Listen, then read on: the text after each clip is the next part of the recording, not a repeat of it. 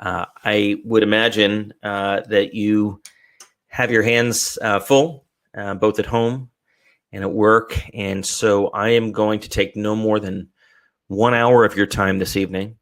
I think you're going to find it useful. I went through a preview today with some folks that I trust on the content that we're going to go through over the next hour, and people thought it was really useful. So before we start, I just want to do one quick audio check, video check, make sure that you can see me. I am here, I'm live, and hear me. So if you could just type in the chat box, yes, if you can hear and see me okay.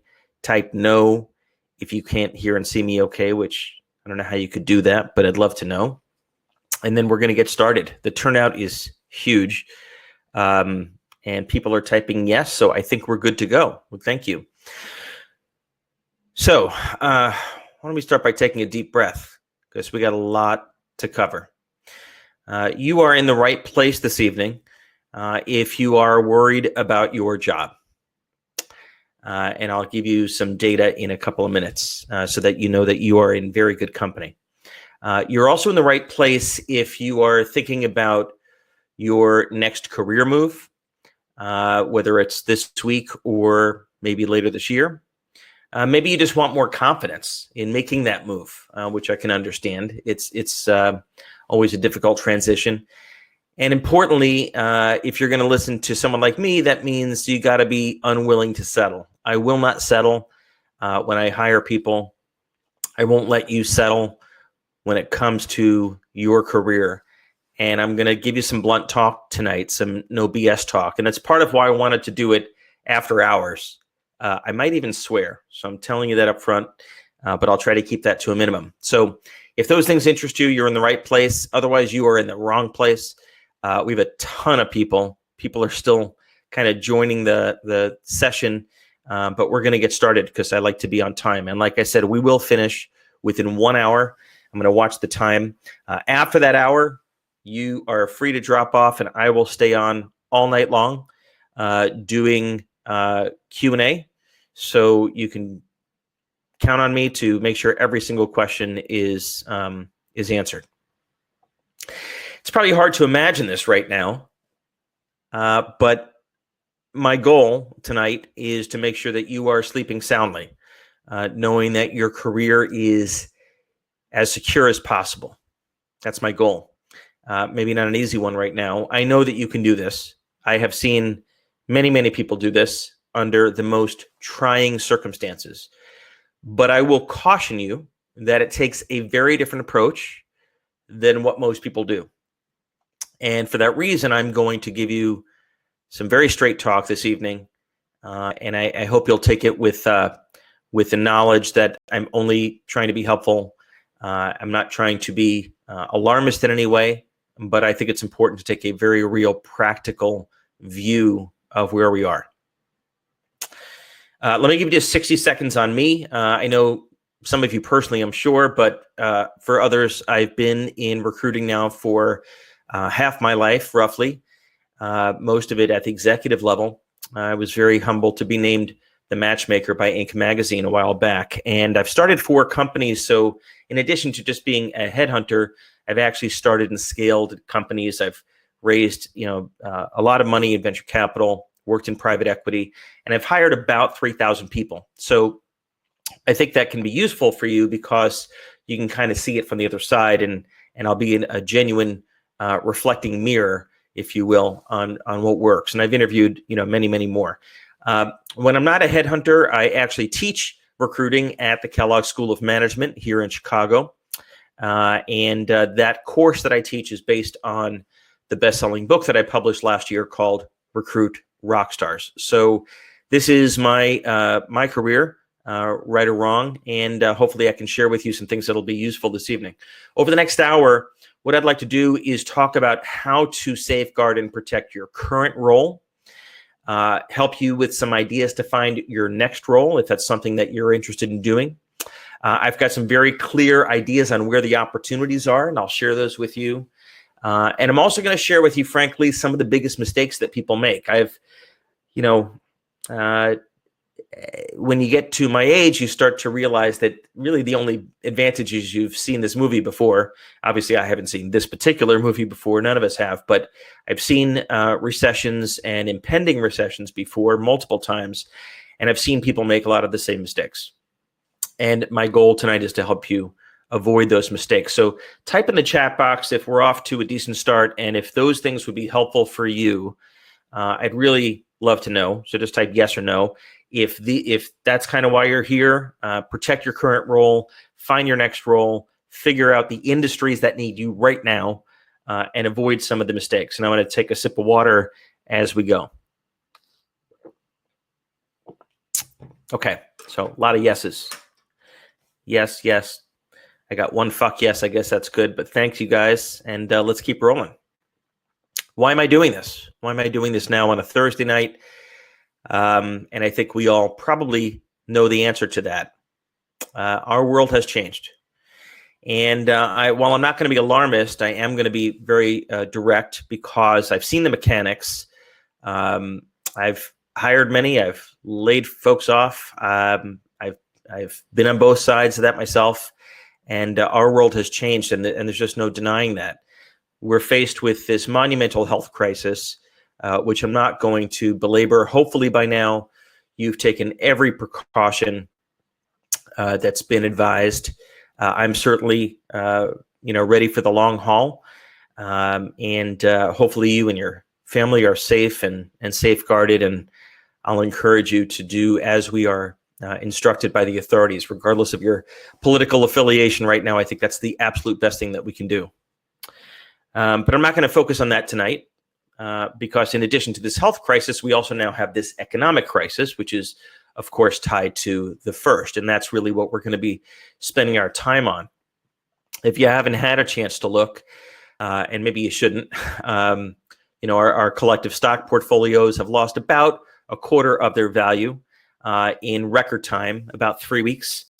And that's just a stock chart, but it is reflective, of course, of the collective wisdom of the markets, which is to say that most experts will say that we are heading into a recession. Some experts say we are heading into a depression, and others say we are heading into a global depression. And I don't know the answer any better than you do, but I will say that this is a time when you don't want to get caught flat-footed with regard to your career, and that's why I decided to now. The good news is we will get through this. We survived 9/11. We've put a man on the moon. We've won wars. This is a different kind of war, but it is a war. We survived 2008. I'm optimistic as I've been.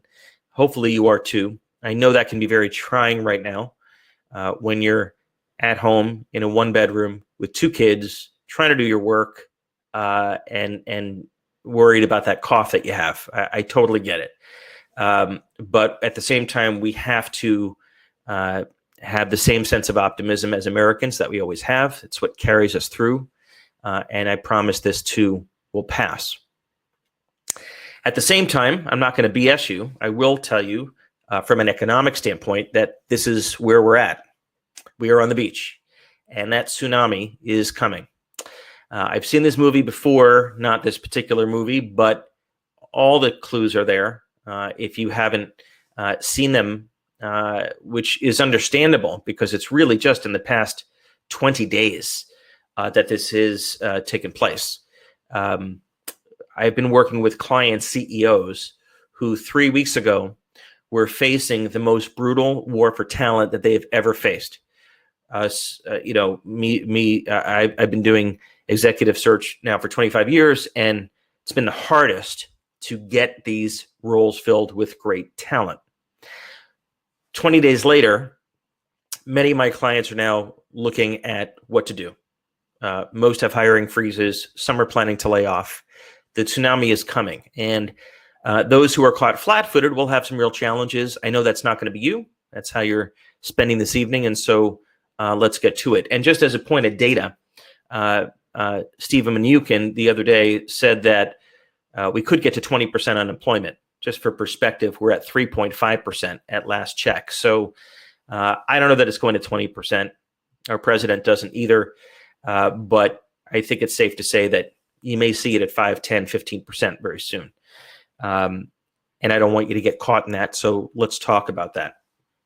This is another great, evidence. When you see this type of change in behavior, this signals just psychologically a hunker down mentality. Hunker down mentality translates into companies stop hiring and they quickly put the brakes on and start going in reverse. So that happens over the course of 20 days, something we've never seen before. I would encourage you to not treat this time period as spring break. My kids are home from school, and it's very easy to kind of think, okay, we're all going to be cooped up in the house for a week or two. And I hope that's right. But many experts who I listen to, who I trust, say that we may be cooped up for a month or two. Some say a quarter or two. And the longer we're cooped up means less economic activity, which means more unstable companies, which means more job reduction potentially. So because we don't know how long it's going to be, I'd encourage you to not treat this like a 1-week spring break where we can ease off the gas. It's time to double down. And I'm going to give you some thoughts on how to do that. Now, it is not all doom and gloom, right? There are going to be some people that hide, but there are going to be many people that come out of this stronger than ever, companies that come out of this stronger than ever, careers that are stronger than ever, and I think, frankly, leaders that are going to be made. I've been reading a lot and watching a lot, and some business leaders have really emerged as just phenomenal leaders, as wartime leaders. And you're going to see that this is going to be the stories that our kids and our grandkids write about. There's always opportunity, even in a tsunami. Some of the best, most longstanding companies in this country were started during depressions, during recessions. And I've just tracked, I've been writing down some things the past couple of days, but some of these food companies, their sales, their revenue have increased multiples in 20 days. American Well, called Amwell, is a telehealth company. Their activity is up 20 times in the past 20 days. Obviously, Zoom video conferencing. Walmart, if you look at their stock chart, has never been this high. So there's always opportunity. The challenge is to find it. It's not always easy to find, but it's there. You can only do that if you stay calm. I have seen people panicking the past week, and it doesn't do any good. It certainly doesn't do their family any good or their staff if they are leaders at work, which many of you are. And we're going to talk about that in a few minutes. So I'm going to approach this with a calm head this evening. I hope you'll do the same. But at the same time, it's important that we batten down the hatches for that storm because it is coming. It's not even a question now. The denial phase should be past. And now the question is, how deep will it go and how long will it last? And so, since we don't know either of those, unfortunately, we kind of need to assume the worst and hope for the best. And what I've found to do that, and I won't take credit for this, my first boss taught me this. He said, fake it till you make it. He would throw me into these circumstances, and it was some of the great leadership development that I've had, which was he would just throw me into stuff, and I'd say, how do I do this? What do I do? And he'd say, fake it till you make it. And I'd encourage you to do the same because none of us have done this before. We need to be strong for our families and our teams at work, for our customers, our vendors, for ourselves. When we believe that we can do something, turns out we can actually usually do it. And so I'm going to give you some strategies tonight on how to do that.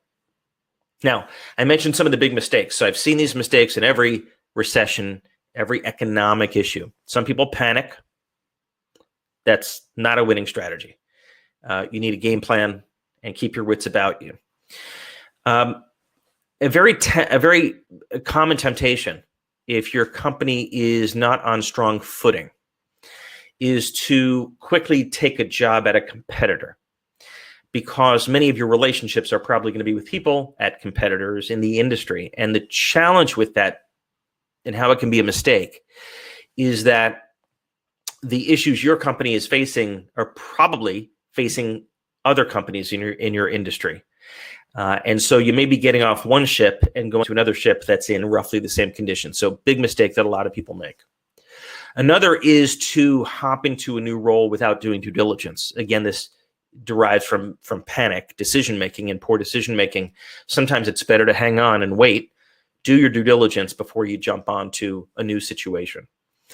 The other extreme of that mistake is holding out for the perfect situation, which in an economy like we're about to face probably doesn't exist. Some things are going to have to give, and I'll give you some strategies in that too. Common mistake I see is spending time on stuff that absolutely is meaningless in a job search, such as spending hours and hours on a resume that no one's going to look at. Some people wait and see, right? That's their strategy. They're gonna wait this out. And the danger there is if it is a month or two or a quarter or two instead of a week or two, they're going to be in trouble.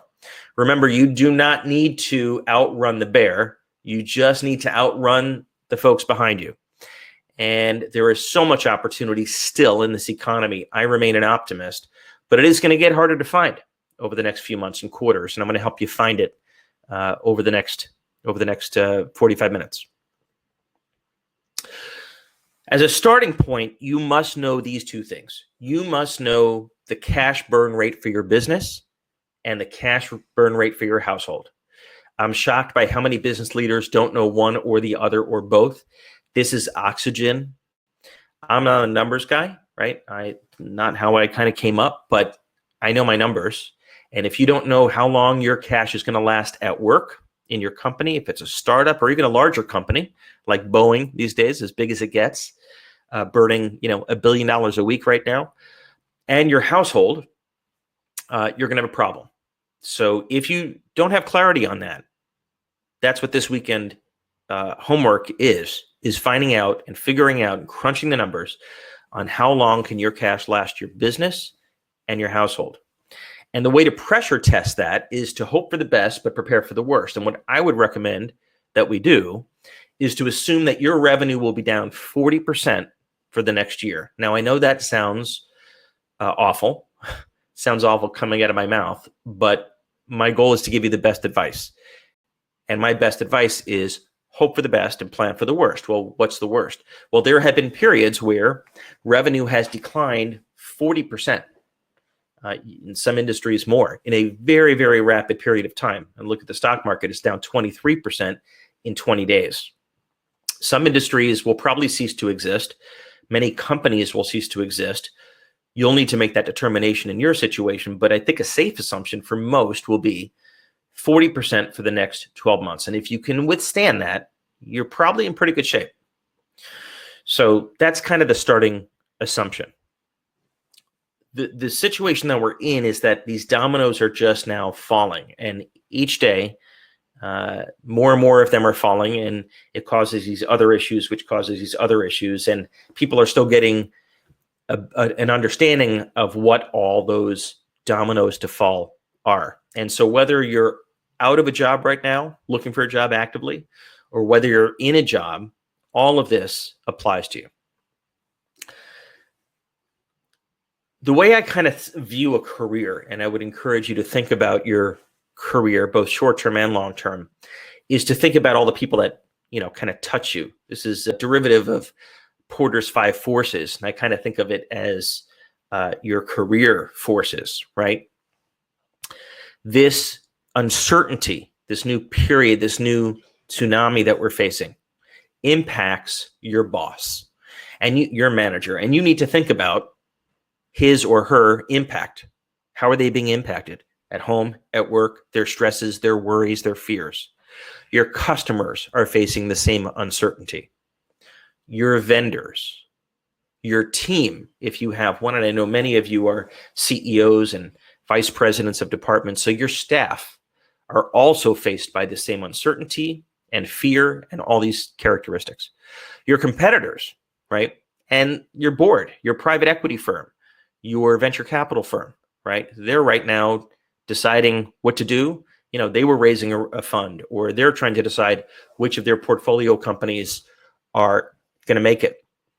And so it's important to keep your wits about you and use this framework. And again, this weekend, you could kind of sit down.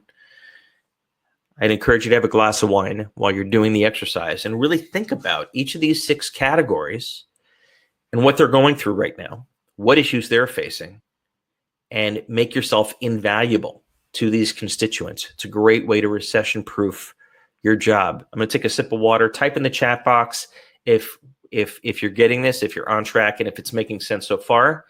I'm also, like I said, going to take as many questions as you want at the end. We're going to hold off till the end, and then I'll stay up all night if I have to. I had 2 extra cups of coffee today, so I am shot out of a cannon. And type in the chat box if this is making sense.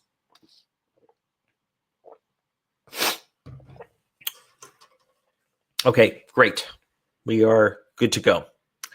So now let's go to the next level. I'm going to start with an exercise, which is how at risk are you? Now, I developed this quiz late last night, far too late. Grab a pencil or a pen. I'll give you a minute to do that. Anything that you can write with. And we're just going to tally up some numbers. And the goal is to figure out how at risk is your current position. If you're not currently employed, you can take a break for a couple of minutes. But if you're currently working, I think this is going to be a useful exercise because I've seen how this kind of plays out with some of my clients. Okay, so let's start with your industry. And you're going to get, for each of these items, you're going to give yourself either 1 point or 2 points. I kept it really simple because I'm not a numbers guy. Okay, so your industry. Is it a medicine or is it a vitamin? Let me explain what I mean. Medicine means your customers must have it. They can't live without it. That is a medicine. A vitamin means, it's nice to have, but I can stop taking it. I can stop using it. That's a vitamin, okay? So give yourself 1 point or 2 points. 1 if it's a medicine, 2 if it's a vitamin. Just write these down. We're going to go to the next one, and we're going to go rapid fire. Your company's cash runway, how much money your company has in the bank. And if you don't know it, just put down a 2 because you should know it. If you have more than a year's cash in the bank in your company, then that you're in pretty good shape. Put down a 1. If you have less than a year, you can't survive that year that we talked about, put down a 2. And if you don't know, put down a 2. Okay. If you are a middle manager, if you're not a middle manager, put down a 1. If you are a middle manager, put down a 2. So if you're a CEO, that's a 1. If you're an individual contributor, sales rep, etc., that's a 1. But if you're a mid-level manager, you're more at risk, you're going to put down a 2. Okay, let's go through your compensation. If you make less than 100 grand per year, put down a 1. If you make more than 100 grand, if you're a high-paid individual, put down a 2. Hopefully you're just jotting these all down, okay? Are you a maker or shaker? Let me explain this. A maker is someone who makes the product at your company. If it's a software company, that's a software developer. If you make cars and you weld the windshield onto the car can't leave the factory without it, so you'd put down a 1. If you're not a maker or a shaker is someone who sells the product. So make the product or sell the product. If you don't do one of those, you get a 2, okay? If you're a maker or a shaker, then you're a 1. If your job can be outsourced, which, if you're really honest, may very well be the case, but if you do something, a heart surgeon cannot yet be outsourced. That would be a 1. If you can be outsourced, you are a data processor, a data entry person. That can certainly be outsourced. That's a 2, okay? Can it be done virtually? Can it be done remotely? And I don't just mean this week or this month, but in general, if the answer is no, you have to be on site, then you're less at risk. You get a 1. If yes, then it's a 2. Your performance reviews, we're almost done. If your performance reviews over the past 2 years have been great, let's call that top 10%, then you're less at risk. That's awesome. Put yourself down for a 1. Anything else, put yourself down for a 2. If your company's customers pay in advance, like Amazon, which means you collect the money and then you fulfill the product or service, you're less at risk. That's a 1. If they pay after the fact, which tends to go out and increase over times in recessions, you're a 2. If your product has a very short sales cycle, right? Very easy, low price point, low consideration, it's a 1. like a bar of soap. If it's a long sales cycle, like a house or a car or a big SaaS company, 2. And the last one, which we're going to talk about in a few minutes, if you believe that you can be a wartime leader, then give yourself a 1. And I'll define that in a few minutes. If you don't think you can be a wartime leader, it's a 2. Take a minute, add those up. 1 or 2, add them all up, and I'll give you your score. Okay, here's your scores. If your score was 11 to 15, you got a pretty low risk, right? You shouldn't be too nervous. Certainly some things you should do. If you're in the middle, 16 to 18, moderate degree of risk. Anything over 18, I would say high degree of risk. So the point of the exercise is to really think about, and you can go through the same exercise with your spouse, your partner, roommates, friends, kids, whatever. And I'd be interested if you want to type in the chat box what your number was. Let's take a look. So a couple of 13s, 15, 19, a couple of 20s, things over 20, especially a little nerve-wracking for me right now. Just type in the chat box what your scores were. 1 was 11, which is the lowest you can get. But I'd say most are above average. So let's say most are over 17. So in a minute, I'm going to tell you some things that you can do to safeguard your current role. Let's do that now. Okay.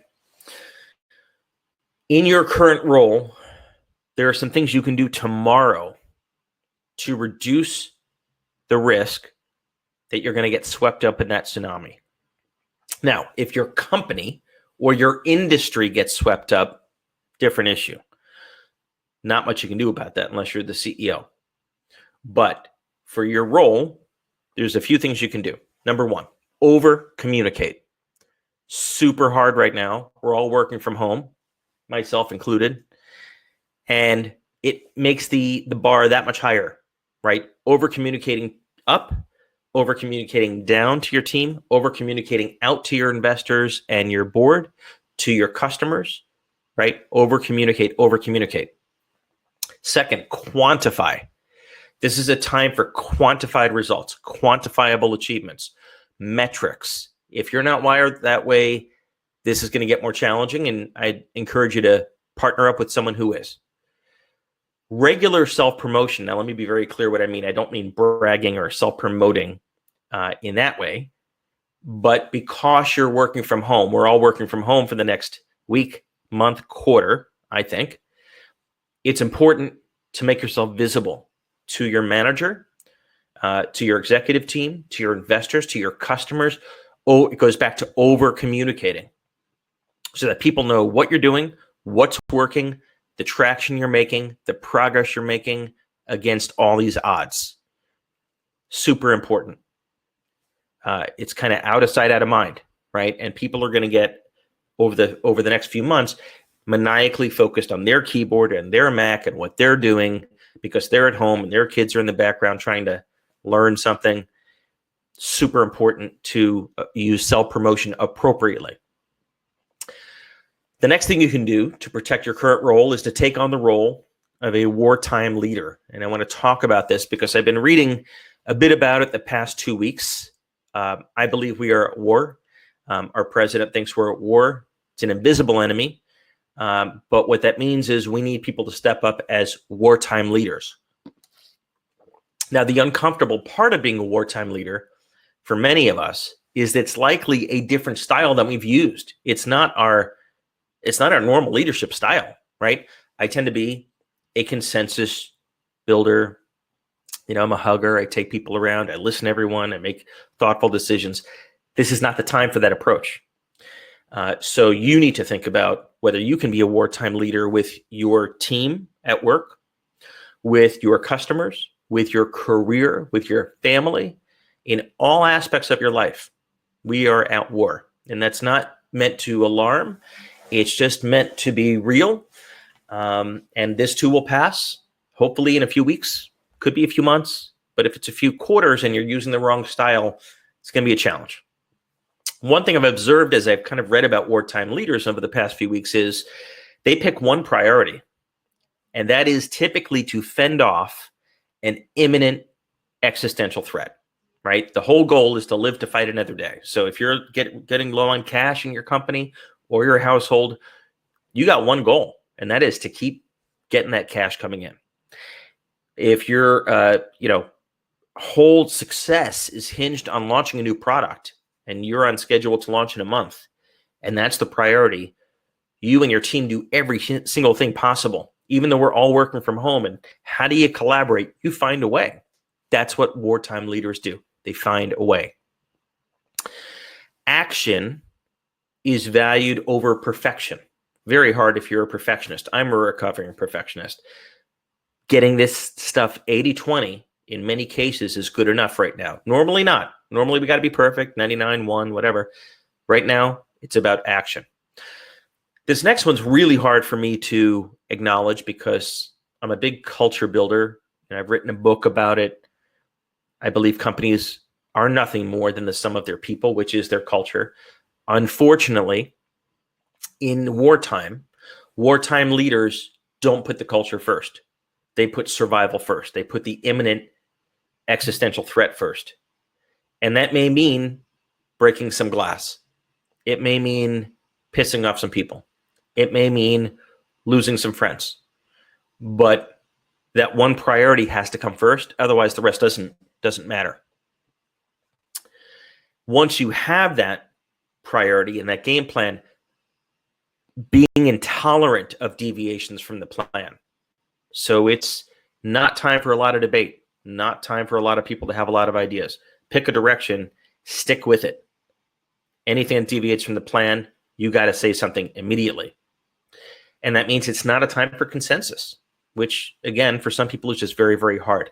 People that are paralyzed right now are going to have a tough time. Your goal is to be paranoid in a healthy sense, healthy paranoia, right?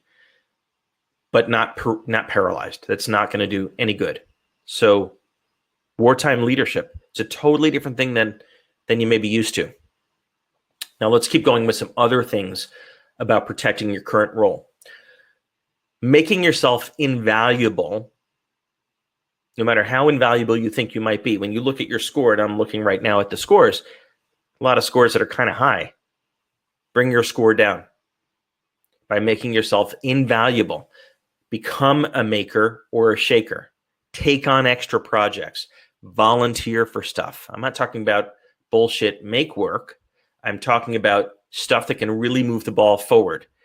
Make yourself so intertwined to the business that you are invaluable. You're going to be the last one to go if, God forbid, the company needs to make some adjustments in headcount. There's an expression amongst entrepreneurs like me that, someone like that is the same person that's going to shut the lights off, right? They're the last person. A number of years ago during the 2001 recession, I was chief operating officer of a business, and I executed 6 rounds of layoffs over the course of about 6 months. And, the first few are pretty easy, right? People that you probably should have parted ways with months ago, and it gets harder and harder. And eventually you get to that person who's going to turn the lights off because they're so invaluable. Usually that person is a maker, they make the product, or a shaker, they sell the product. And anything else, these staff functions are often the first to go. Okay, another way to protect yourself is to stay all over your clients. If you're in sales, marketing, if you're in customer success, finance, any part of the business, finding new ways to serve your customers right now, helping them navigate the uncertainty, even sharing with them the strategies that we're talking about right now, listening to them, letting them vent, coming up with solutions for them.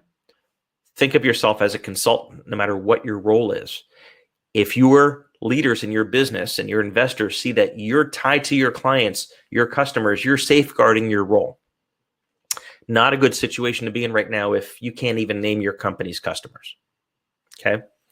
So those are different ways to protect your role. Now you also have to think about, just as I explained what being a wartime leader is, you have to think about your manager. Now, you may have a manager. If you're CEO, then your manager is your board or investors. If you've bootstrapped, then it may be your spouse or partner. If you've mortgaged your house, then it's your banker. But we all have a boss. And what your wartime leader wants is for you to be decisive, to take action, to be low maintenance, right? We all have had people on our staff that are really high maintenance. Not a good time to be high maintenance. I don't have the time in a war, which is what we're entering this week, to deal with people on my team who are high maintenance. They got to go. So don't be that person. Your leader, your wartime leader, your boss wants you to ask forgiveness, not permission. So you're going to have to break some glass. You're going to have to get shit done. You're going to have to find a way to be resourceful. And if that means you have to ask some forgiveness after the fact in wartime, and only in wartime, that's actually an admirable quality. Very different than what you might be used to. And then finally, and I think this is all the time, but especially in wartime, bringing your leader, your boss, your investors, solutions, not just problems. Do not approach them with a problem without at least coming up with some proposed solution. We should always do that, right?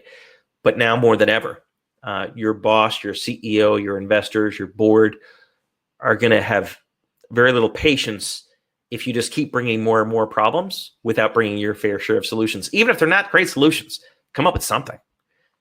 And you can be really resourceful with using your network. Okay, I'm going to take a sip of water. Type in the chat box if we're making good progress, if this is making sense about how to safeguard your position. I want you to take away that there are some very actionable things that you can do versus sitting around waiting and worrying and being paralyzed. Those are just not good strategies, right? And there's a lot of people, your neighbors, your friends, your coworkers, who are going to do all those things. Okay, let's keep rolling. I've given you some homework assignments for this weekend. I'm going to give you one more. Unless you are independently wealthy or have a rich uncle who just passed away or have a couple of years of cash, I would strongly encourage you to find a way to make some money on the side. That's not advice I give very often. I'm very maniacally focused. I usually tell people stop doing everything else so you can focus on one thing. This is not a great time for that. If your score that we just went through a few minutes ago is kind of high, you actually want to find a way to generate some income. Now, that's not the purpose of tonight's session. Happy to talk with you as much as you want and give you some ideas. I've never met someone that I couldn't think of 20 ways they could make some money on the side. Legal, ethical, and now we have the challenge of doing it from home. But it can be done. Totally can be done. We all have skills. We can all teach. We can all train. We can all create a course. You can write a PDF and sell it. It's a million things. If you're creative and inclined to make some money on the side, I would encourage you to think about doing that. This is a time to do it. And the reason for that is that it is not a great time to look for a job. Now, I'm still going to give you some great job search strategies in a moment that I think are super useful. But I want to preface that by saying that if you're currently working, this is not a great time to think about making a change. The world is in a hunker down mentality. Everyone just is. The hiring managers that you're trying to get in front of are at war. They don't have a lot of time to think about hiring people. That day will come because when you have a recession, the talent market loosens up. What I find is executives use that time to upgrade a lot of the talent on their teams. They swap out C players for B players or B players for A players. That's great. Unfortunately, we're not there yet. Many companies are instituting hiring freezes this week. I was involved in 3 of them this week so far, and we're only at Thursday. And then, of course, how are you going to interview for a job when the person, the VP of marketing, VP of sales, CEO, venture capitalist, can't even meet with you? If they can't meet with you, you have to wonder, are they likely to hire you? Maybe as a short-term project consultant, perhaps, but unlikely that they're going to hire you. So there's just a lot of headwind right now and a lot of noise. And the takeaway from that is, if you have a job, you are better off safeguarding your current role just to ride out this storm. And then we'll be on the other side and everything's going to be great. And we'll go back to where we were, hopefully the tightest job market in 50 years again. And, I'll be here to help you with that too. Now, if you're already looking for a job because you're unemployed, or you're about to be, I'm about to give you some strategies, but please understand that you remember that scene from Titanic, right? Where everyone is scrambling to get onto the lifeboats. And in the Titanic, unlike the cruise ships of today, there were not enough lifeboats for everybody. Now, why they didn't think of that, I don't know. But it was women and children first, and then every man for himself, and they would fight it out. And then many people didn't get in the lifeboats. And you remember the end of the movie. I'm not going to spoil it for you. But I want you to stay on the ship if it's not going down. And if you are adding value, especially if you're a maker or a shaker, that is actually the safest place to be, because the iceberg is out there and you might run into it yourself. Okay, but all that said, let's talk about some job search strategies. I've been a headhunter now for 25 years. So I've given a lot of advice to a lot of professionals on how to make the transition. And I think this advice is actually more relevant now than it's ever been, at least in my lifetime. And this is how I look at it. It's really simple. It's a Venn diagram, or as my kids call it, a Zen diagram. And it's got 3 circles, and we're looking for the intersection right in the middle. Circle number 1. What are you the top 5% at? If you read my book called Recruit Rockstars, you'll know that I define a rock star as someone who is in the top 5% of their discipline. Steve Jobs used to say these people were game changers. They were 50 to 100 times better than your average employee. I believe all of us have a gift. Hopefully you have found it. If not, now's not a great time to find it, but do some soul searching this weekend and get to it. And if you don't know what your gift is, ask others who have worked with you and say, what am I really good at? And that is circle number 1. What are you? And I don't mean good or above average. I mean exceptional. It may be 1 or 2 things. That's circle number 1. Circle number 2. What do you love the most? What do you genuinely love? And I'm not referring to your family in this context. Do you love, technology? Do you love selling? Do you love animals? Whatever it is, that's your second circle. Your third circle, which is probably the most challenging in this economy, is how can you create value? What will people pay you to do? And that's a crucial one, right? Because you could be really good at, origami, and you love origami, but right now, no one's going to pay you to be a professional origami maker. Not going to happen.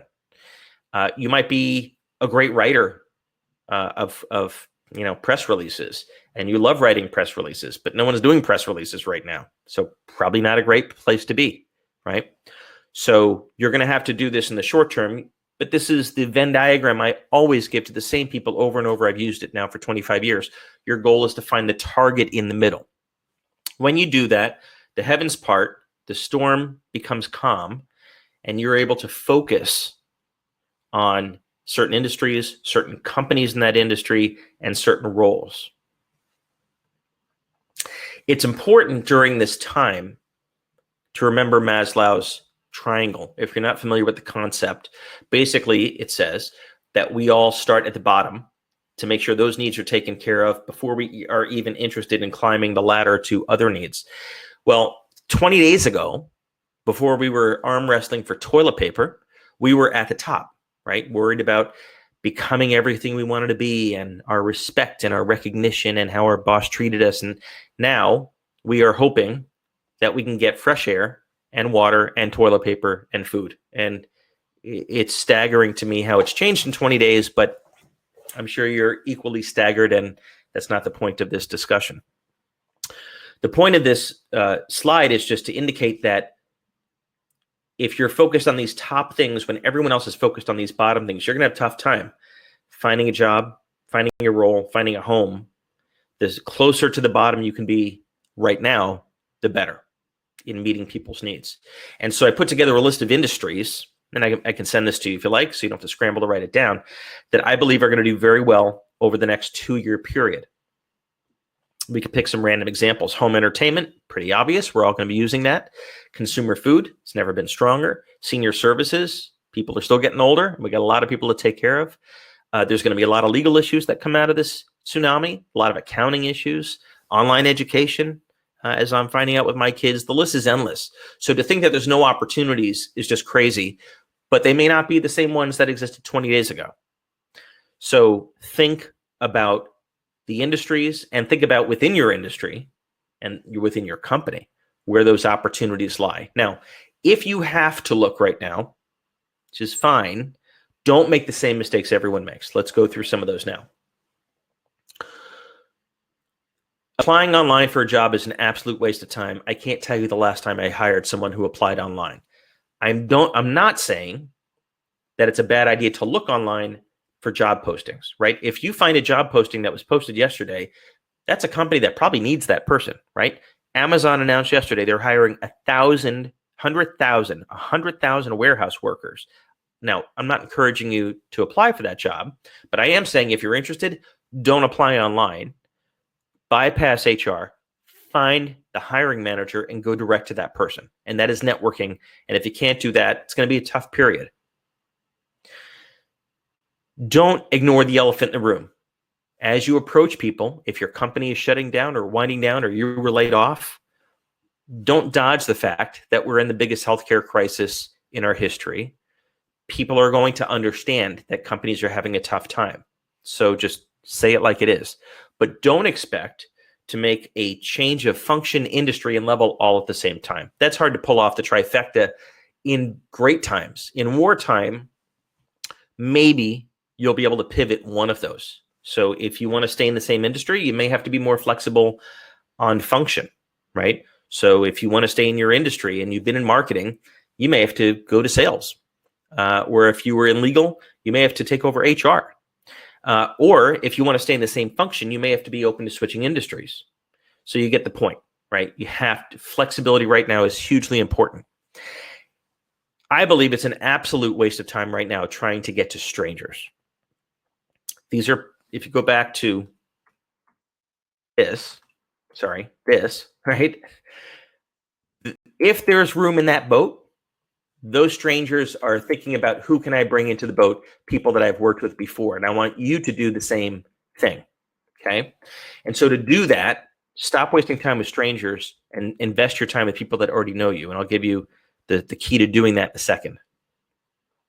Also, don't send a resume. Don't send a resume. I know that sounds strange, but I get a million unsolicited resumes. I'll get probably 50 from this call. And it doesn't make sense until you know what the person is looking for. And then you produce a customized resume called a mirror resume that takes 30 minutes to do, but it looks exactly like the job description, right? So you're taking your resume and you're removing things and moving things and reprioritizing things and bolding things so that when I look at my job description and I look at your resume, I say, oh my God, I have found the perfect person. Just takes 30 minutes. Most people, I'd say 99% of candidates don't take that time. They just send their resume and they say, well, I invested time in my resume and I don't care. The better time to spend is making sure that that audience looks at your resume and says, oh my God, like she dropped from the heavens. This is my perfect match for this role. So since we're not going to spend time with strangers and we're not going to spend time online looking for jobs right now, those days will come back. We're going to tap into our network. And this is, dig your well before you're thirsty. I hope you dug your well. I'll bet you dug your well more than you think, but you got to rack your brain this weekend and start making a list. Literally making a list. Every manager you've had, whether you like them or not, every mentor you've had, official or unofficial, every peer that you've worked with, people at your level, maybe from other divisions, investors that invested in your company, but they also invest in other companies, board members, customers that you have served and just had a great relationship with, vendors, on the other hand. I guarantee if you spend time this weekend on this list, it'll be over 100 people. This is a far better use of your time right now. If you want to recession-proof your career and look for a role in the face of this tsunami that's coming, find people who already know you, who already trust you, who already like you, who already know the quality of your work, and who potentially have some life rafts with open seats. I'm not saying that to be alarmist. I'm not a hunker down person. I'm not a settle person, but that is a far better strategy right now than talking to strangers. So here's how I would go about it. I would list out that 100 people or 200 people. I think they say that each of us knows about 150 people, right? But many of us have 30,000 LinkedIn contacts. Go through them, but be honest, right? Who knows you?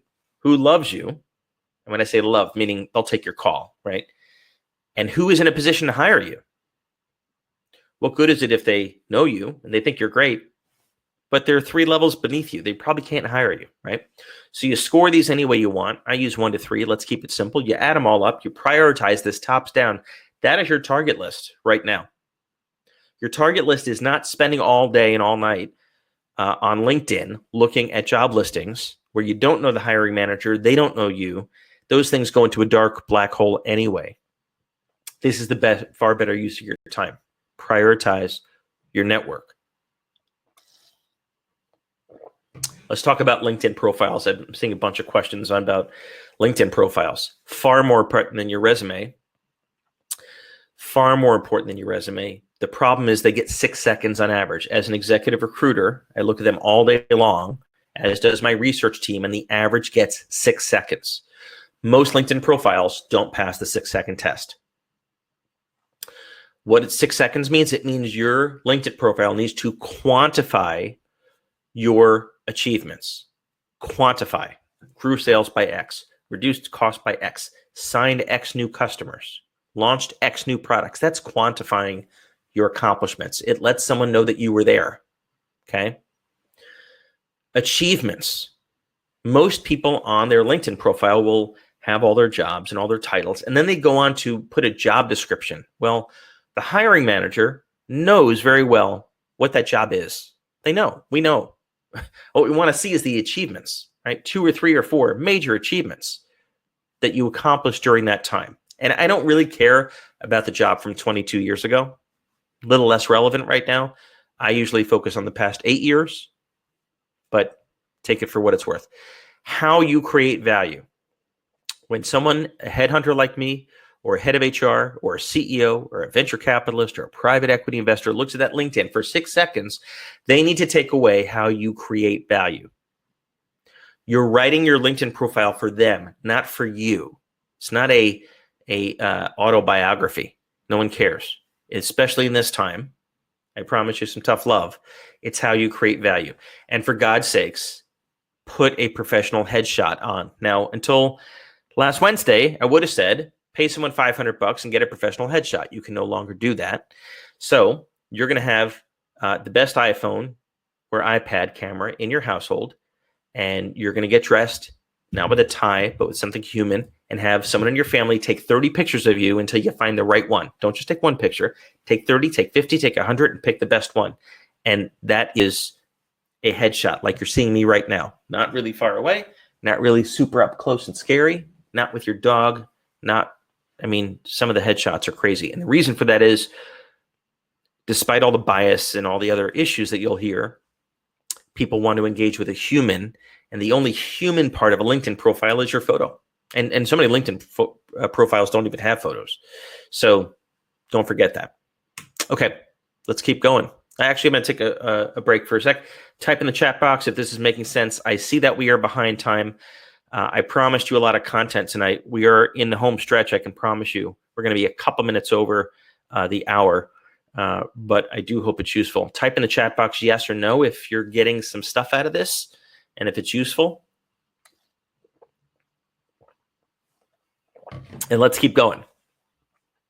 Most people are saying yes. Okay, great. Have these two things ready at all times. SAR, SAR, SAR. Situation, action, result. For every job you've ever held, you should be able to clearly articulate a situation, an action, and a result.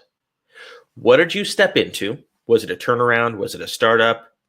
What is this? Was it kind of just momentum, sustained growth? What were the key actions you took? And then what were the results? Situation, action, result. If you are 50 and you've had 8 jobs over the course of your career, you should be able to say, I stepped into this situation, I took these 3 actions, and here were the results. Even if the results were bad, know your numbers and know what the results were. It's okay to have this written out, by the way. Bring it with you to an interview. You don't have to memorize it, but so many individuals, so many candidates can't tell me, or leaders, those basic 3 things: the situation, action, result. That's how you frame every story in an interview, in a conversation. Of course, second is references. Get that together before you need it. Don't wait till the last second. Now's a great time, especially if you're looking for your next role.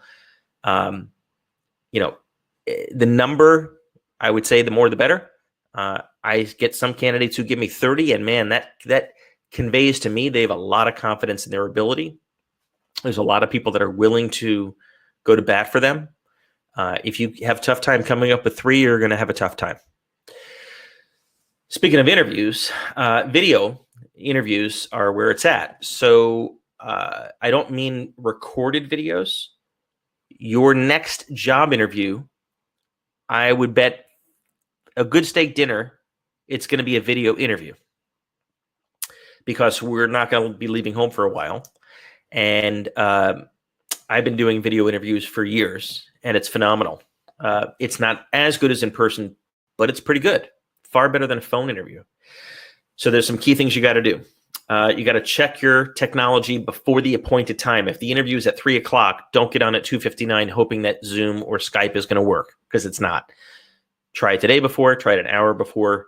You get one shot. And if it doesn't work and you're 10 minutes late, that hiring manager is already frustrated, even if it's not your fault. It's very unfair, but that's the way of the world. We don't live in a fair world. Make sure you free up all the bandwidth in your house. Right now, your kids are on their iPads playing, you're downloading videos, your roommate is on YouTube, and you're trying to maximize your bandwidth. So either pay Comcast more to increase your bandwidth, or get everything off during the time of that interview. It's extra hard to be engaging. As I'm sitting here talking to you on video, I'm doing my best to be engaging. Now, that's hard for me, but that means eye contact, that means hand motion, that means energy. Very hard to do on video, right, where you're just framed versus in person. But you have to jump through the camera to the interviewer, whoever it is, and make an emotional engagement, a personal connection. Super hard, but you got to be ready.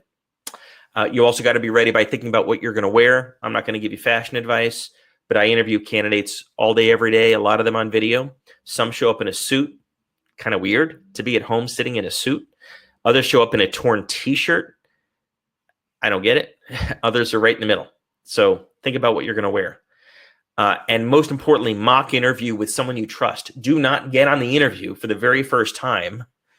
And good luck, right? It's like, have some mock interviews just like you did way back in college. Okay, while we're at it, let's talk about working at home. We're all going to be working at home for the next couple of weeks or months or quarters. I think quarters. This is not how you work at home. Prior to last year, I was CEO of an online wellness company, 100% virtual, but 70 employees. We all worked from home. And we would ask some of our employees to send us photos of their work. And this was one of them. Like literally, they don't even have a desk. You need a desk in your place. I don't care if it's a studio. Get a desk. You can go to Amazon. You can have IKEA deliver it. Get a simple desk. Get a door with 2 stands on either side. Get a comfortable chair. You need to separate your work and your life right now. It's hugely important from just a sheer mental and attitude perspective. Not to mention figuring out how you're going to handle the 4 deadly distractions of your TV, which should not be off when you're searching for a job, your fridge, which is super dangerous for stress eaters like us, And how are you going to handle your kids and your dog? You're going to have to come up with some ground rules. I'll leave that to you. I'm coming up with my own. Okay. If you are currently unemployed, set your ego aside and file for benefits now. The line at some of these offices is now 3 hours wait. They space them out 6 feet because you can't breathe on each other. So it's only going to get worse. And I fear some of these benefits offices are going to close over the next month, and you're going to have a really tough time. So set your ego aside, get the money that you're entitled to. You've been paying into it. Get the money now. I'm going to talk about your health for a moment, and you'll wonder, why is Jeff talking about health? It's because you can't panic. You need a calm head about you, and that means you got to take care of yourself. I care. I genuinely care, because you can't look for a job if you're not healthy. And I'm not referring just to coronavirus. I'm referring to everything else. Your mental health right now is super important.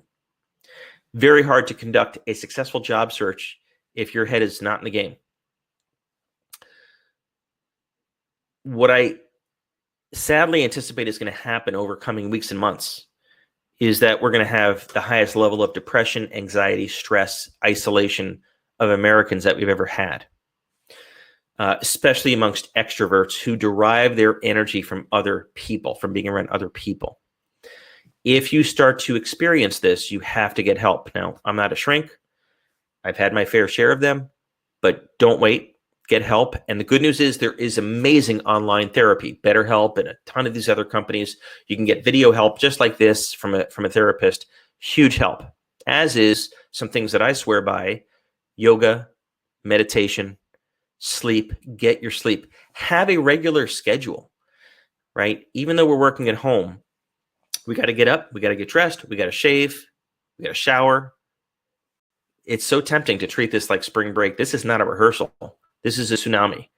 And that means having a regular schedule to give yourself some certainty in what is about to become a very uncertain and slightly depressing world. Control what you can control. I have been practicing gratitude. And I know that sounds very cheesy, but I know that I have it better than some right now.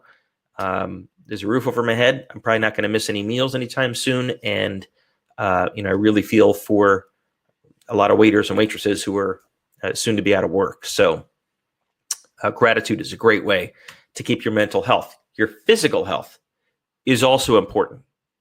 Our bodies were not designed to sit all day. And so what I recommend, and everyone says we can do this, is get outside and go for a walk. I've been doing 1 or 2 a day. Great thinking time, great to clear your head. The best way to structure your time, perhaps, is what we did at Retrofit, which was work 25 minutes, take a 5-minute break, or work 50 minutes, take a 10-minute break. But every hour, you got to be taking about 10% of that time.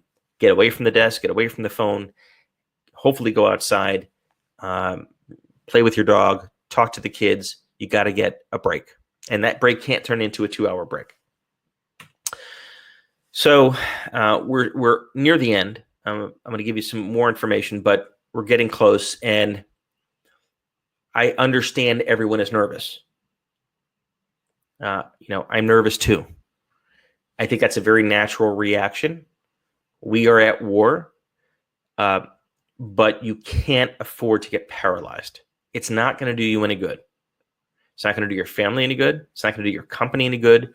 And if you have a team, even though they can't see you because they're in their homes and you're leading and managing them remotely, they know when you're nervous. They're looking to you right now to be the rock. If you seize up, if you freeze, they're not going to know what to do. And they're taking their cue from you. So it's calm under pressure, right? It's wartime leadership. That's what you have to practice with your team at work, which ironically will deliver results and is the best way to safeguard your job in the first place, is to continue to deliver results. I came up with an idea over the past week, and I have a way of giving you a bit of an unfair advantage, right? Because a lot of people are going to be asking a lot of these questions. We've covered a lot in the past hour, and I have a way to give you an ace up your sleeve, right? To really nail down, what is my elevator pitch? How do I represent myself and explain myself? to nail your LinkedIn profile, which is all important right now. It's the very first place that headhunters go. To really understand the opposite side of hiring and understand what's the straight scoop, get some no bullshit advice, I think is incredibly valuable. And frankly, just to have a sounding board, right, who can help through this process, through this phase, and maybe even help you with mock interviews. So it's not normally something that I do, but I've come up with an idea. I'm not a career coach. That's not what I do. I'm a consigliere, right? I'm a headhunter. I'm retained by CEOs to advise them on hiring talent. That's what they pay me to do. And I have the good fortune to be able to do it. And I seem to be okay at it, but I can use a lot of that information perhaps to help you. So I've come up with an idea, and it's called Headhunter Edge. And it's basically designed to give people an unfair advantage in what is now a very uncertain world. I don't plan to do this for long, but as long as it's helpful to people, because I want to get this out to as many people as I can, that's what I'm starting to do. So the way Headhunter Edge works is you'll have a live one-on-one video session with me, just you and me, the two of us, not some team member, not a staff member. It's me. It'll be recorded. You'll get a copy of it. You can watch it as many times as you want, and we can use that time to talk about anything you want with regard to your career. So if you think that could be helpful to you, that's what I'm calling Headhunter Edge. And the goal is to give you an unfair advantage over people that can't get a headhunter to talk to them, which right now is proving to be pretty hard. The second piece of it is to give you unlimited access to me via email, because obviously, I only have so many hours in the day. So any kind of questions, any kind of advice, anything career related, only career related, unlimited as much as you want, right? And I am super responsive. Obviously, I live on email. So we start with a 1 hour video to get a game plan, to talk through this stuff, to meet, and then from there forward, unlimited access to me on the follow through and to hold you accountable and help you overcome obstacles. And it's not some team, it's not some junior kid. You get me. It's me. And I'll do as many as I can. We can use the time any way that you want, right? We can identify specific opportunities or industries or companies. I can point out your biggest risks where I think you're exposed. I'll be your sounding board. You can tell from this session that I'm no bullshit, which isn't for everybody. I can give you some pretty good clarity on how CEOs and recruiters are going to perceive you, and help you create a plan. And we can use that time any way that you want. What I won't do is wallow, right? I'm not a wallower, and frankly, I don't have time for it. So I hope you won't wallow, but I'm not going to let you. If you want to work with me, great, but I'm not going to do it. So it's called Headhunter Edge. Maybe it'll be useful to you. Maybe it won't. I don't know. How much is it? It's $500 and then $50 per month. You can cancel anytime for any reason. I don't care. I won't even ask you why you're canceling. So we get the 1 hour session. It's $500. You get 60 minutes of my time. We'll cover anything you want. I'll probably ask you some questions in advance so we can get the most out of the time. And then it's $50 a month after that for unlimited access to me on email. You find your next job, you cancel right away. Don't care. Totally up to you. Okay. So that's what I'm calling Headhunter Edge. I think there's some pretty good return for that money. Pretty hard for me to believe that I can't help you increase your compensation, because I can help you negotiate, of course. I can tell you what the company's going to tell you and how to get around it. The advice that I can give you will probably shorten the time it'll take you to find that role. So if I can shorten it by a couple of days or weeks, that kind of covers the cost of Headhunter Edge. And I can certainly save you a lot of time spinning your wheels, because I will tell you in a 1 hour session, as we go through your strategy, what's likely to be an absolute waste of time and what's likely to work. So I can save you a lot of time from spinning your wheels. If you're not sure, you can Google me. I'm not going to belabor that, but I've got all this gray hair for a reason. I've hired and fired and laid off and built companies a lot, and you just kind of see the same movie over and over again. While I have not seen this particular movie, I've seen other movies like it, and I think that could be useful. So it's totally up to you. You can take the stuff we've talked about. You can go it alone. Not going to hurt my feelings. Or hopefully have me in your corner, kind of an unfair advantage. That's the Headhunter Edge. So if you're interested, you can sign up. I opened it up this afternoon. You go to headhunteredge.com and you can sign up. It's going to be first come, first served. I'm only going to do a few sessions per day. So you can go ahead and sign up, and I will email you and we'll figure out when we're going to meet. I'll work evenings, weekends, whatever I can. I'm got nowhere else to go. But, you know, I don't know what the demand's going to be. I was crushed or kind of surprised by how many people signed up for the webinar tonight. So I don't know how many people are going to sign up for this, but I'm throwing it out there. So with that, I want to open it up to questions. I promise I'd stay on as long as you want. I'll give you my best thinking. Type in the chat box your question, and we'll go to it, and hopefully we can make an impact together. And if you're interested in checking out Headhunter Edge, that's the website. You can go to headhunteredge.com. So with that, type your questions, and let's get to it.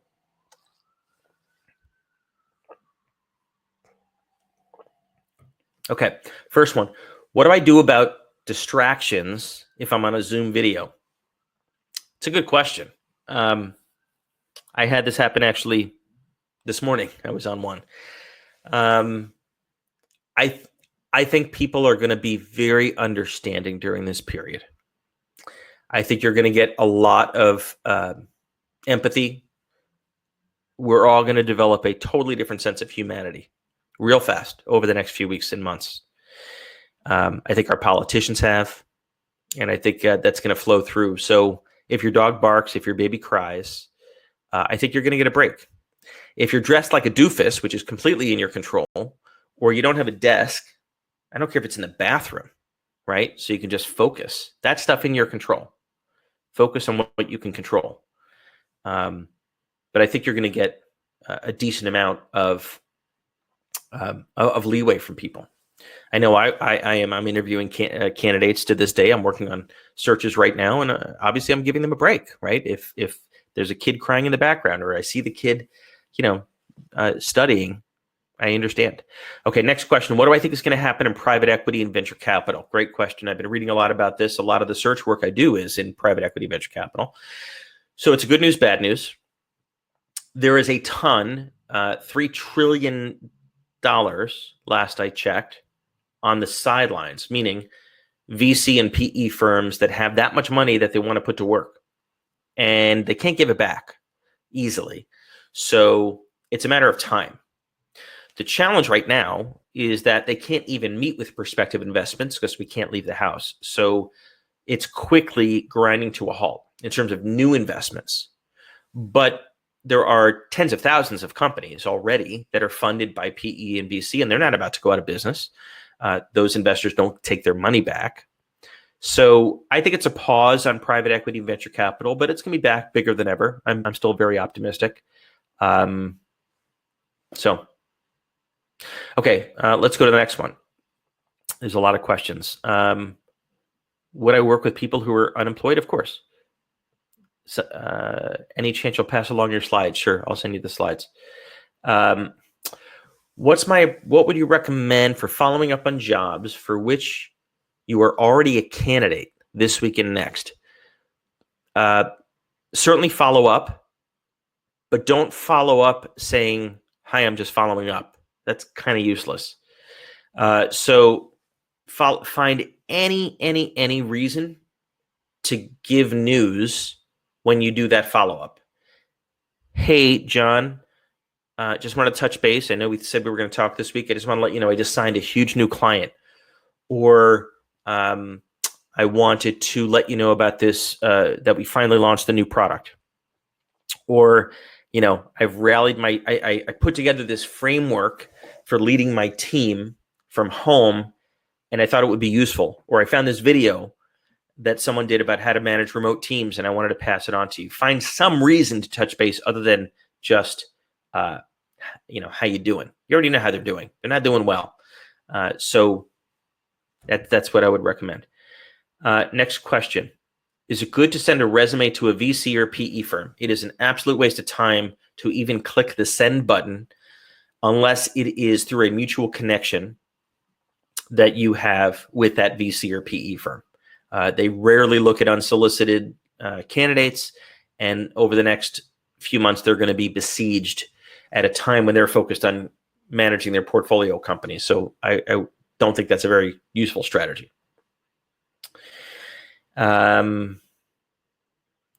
Your company, my company is offering a temporary pay cut. Take it or find something new. Take it. I didn't hesitate to say, take it.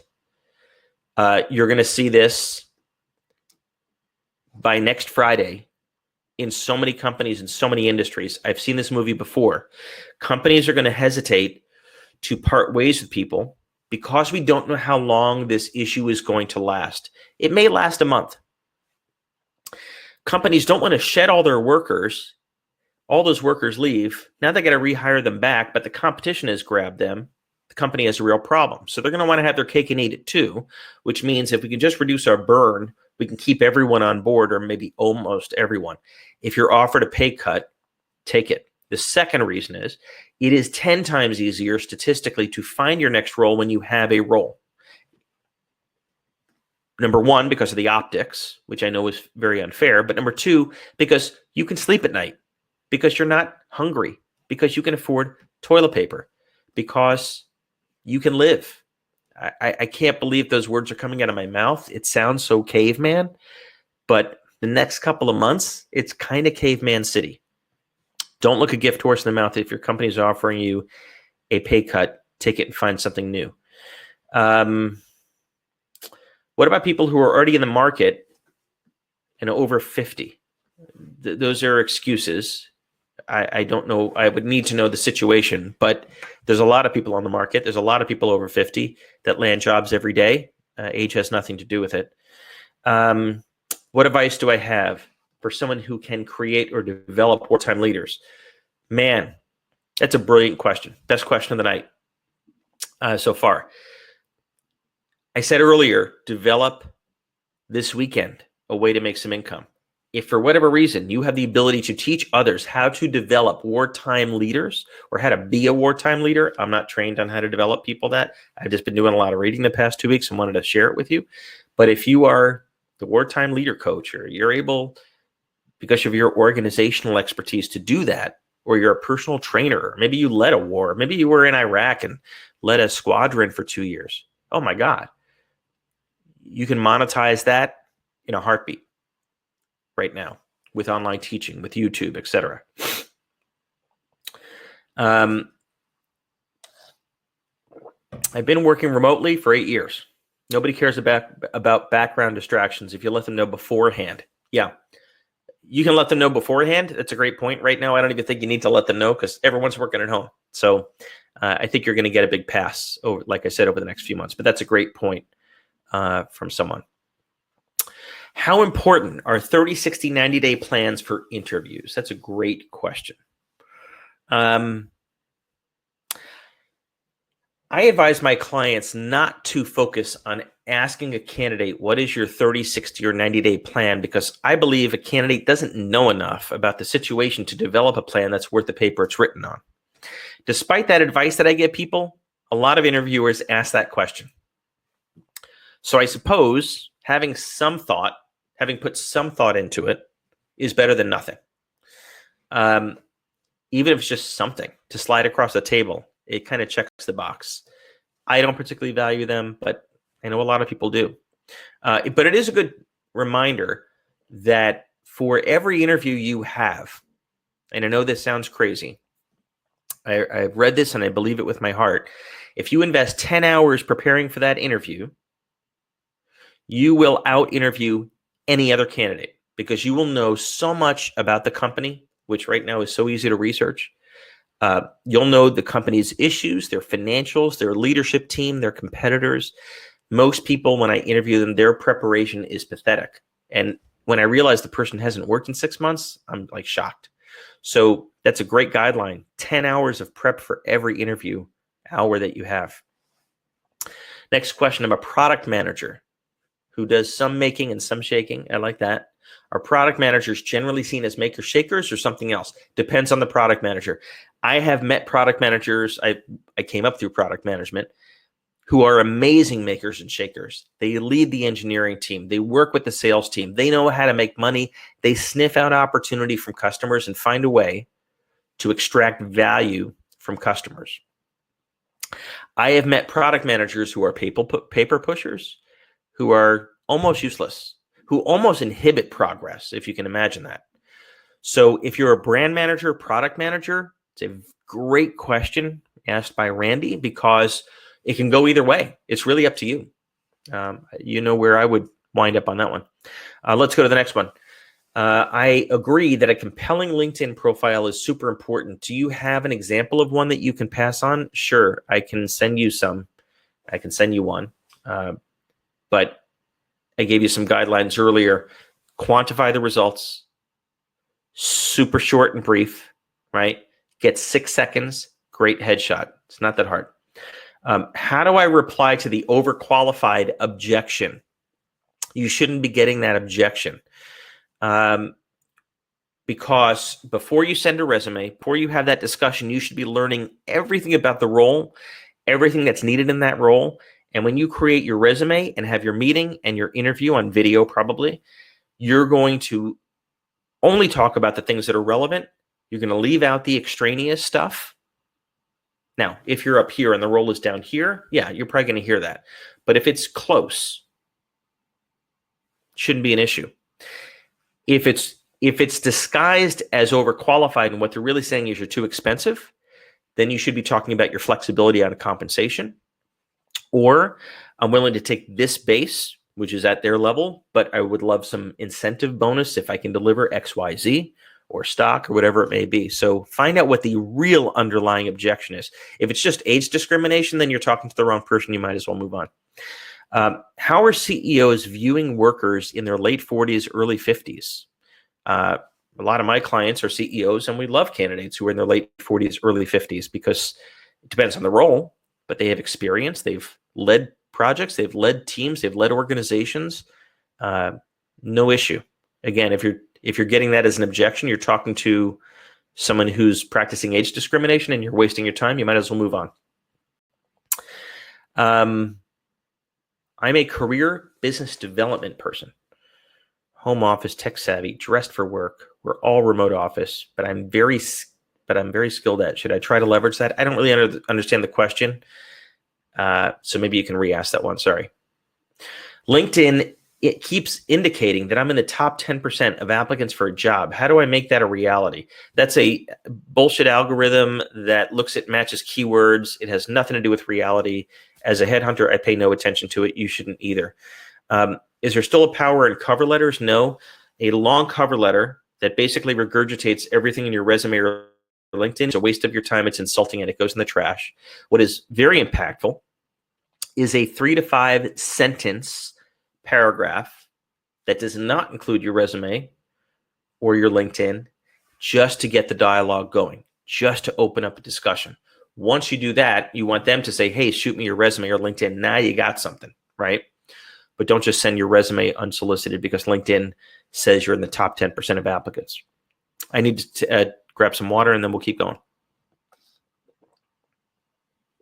Great questions, guys. How do we find great UK and European-based startups that are launching a US office and seeking a head of sales? I would say don't waste your time right now. I don't think over the next 3 months, any UK company or European-based company is going to be focused on launching the US office. If you want to ask me again in 3 to 6 months, 12 months, happy to have that discussion. I think right now, absolute waste of time.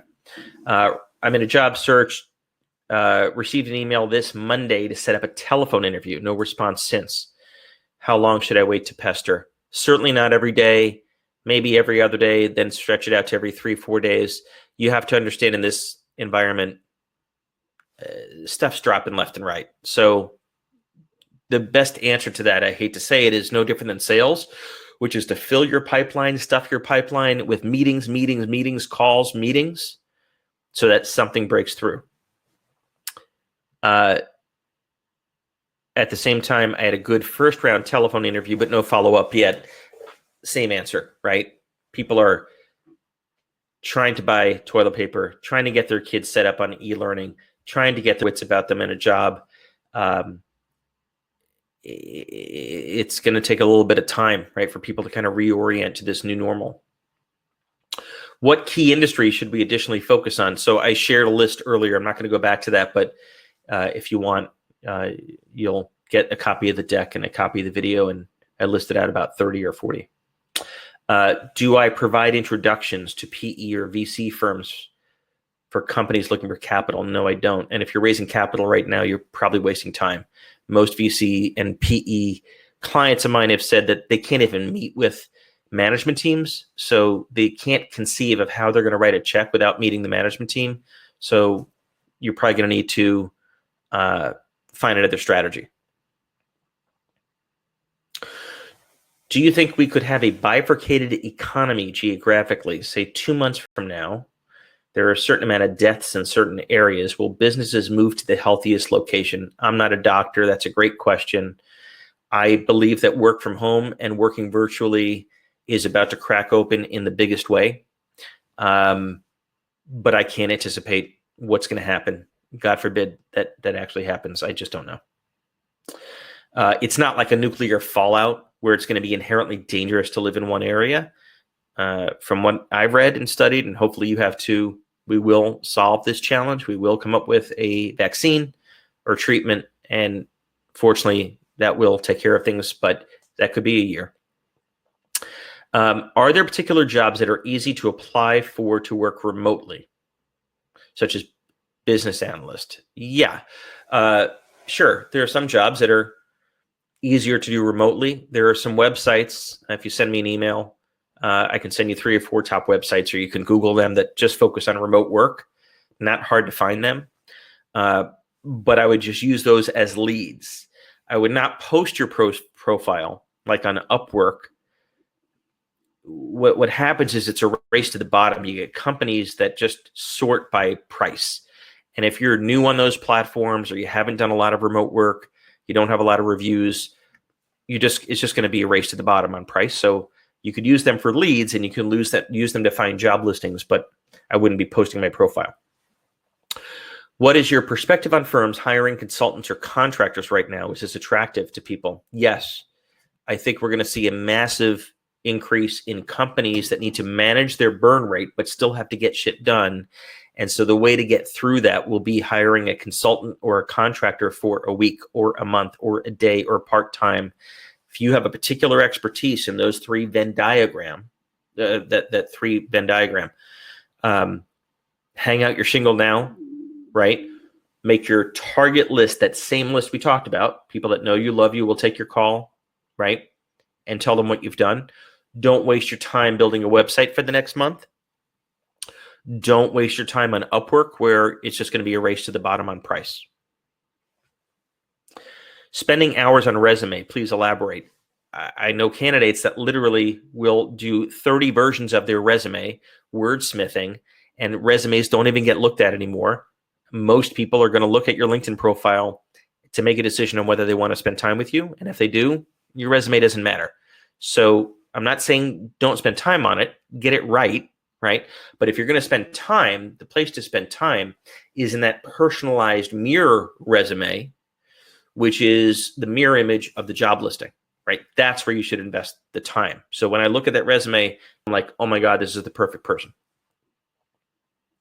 Okay, next question. 20 days ago, you said 20 days ago, companies were competing heavily to attract top talent.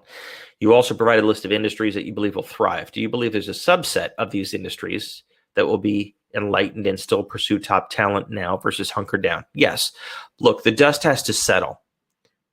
The dust hasn't even started yet. The dust is going to start over the next 2 weeks. And there's going to be more waves of panic. And I don't mean panic in the streets. I just mean a difficulty focusing on work. Then that dust will settle. New industries will emerge, new sub-industries. I've already seen companies pop up in the past week that are marketing tests, legitimate tests for coronavirus, helping companies adapt, tech guys who are popping up to help people work at home and handle their tech support issues. I mean, it creates all kinds of new opportunities. I'll send you that list of industries and sub-industries. Yeah, there's going to be no shortage of opportunity, but there's also going to be a list of industries that are going to have a tough time. Hotels, cruise ships are very obvious examples. What do I think of Wonderlic tests and the companies that use them? It's a very, very complex question. Wonderlic test is an online assessment. I personally don't use online assessments. I've tried them all. The reason I don't recommend them is I have yet to find many leaders who will have candidates take them and then actually listen to the results. They usually just look the other way, in which case I ask them, why are you spending all this time and money on online assessments? So if you're serious about it, you're really going to use it. If you're a hiring manager, great. Otherwise, I think you're wasting time and money. And by the way, there's a lot of really crappy online assessment tests out there too. If you're a candidate and you're being asked to do it, you don't have a choice. So do it, right? You can't, it's not optional. Do you really think there are going to be good jobs out there in the next year? And what is the impact from the paradigm shift? I don't have a better crystal ball than you have, but I absolutely think there are going to be good jobs out there. I think there are still good jobs out there, but the bar is going to go up, right? You're going to have to demonstrate that you're in that top 5%. You're going to have to demonstrate that maybe you're a little bit more flexible on comp, right? I've seen compensation increase more in the past year than in my 25 years of headhunting. And so supply and demand, comp is probably going to start coming down. So being flexible, being reasonable, not waiting for the perfect situation.